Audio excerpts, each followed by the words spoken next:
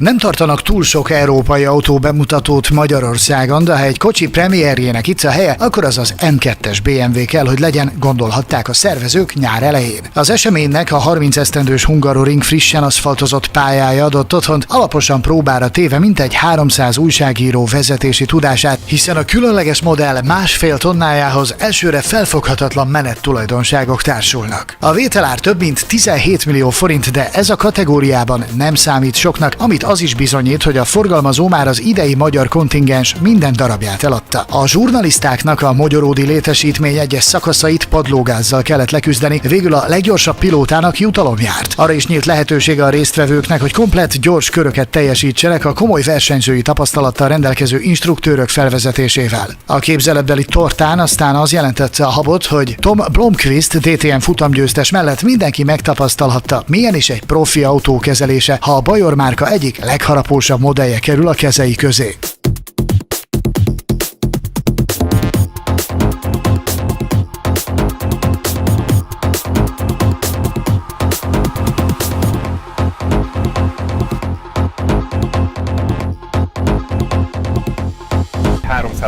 lóerős soros 6 hengeres turbomotorral rendelkezik, 4,3 másodperccel a gyorsul 0-ról 100-ra, és akár 500 Nm nyomadékra is képes ez az erőforrás.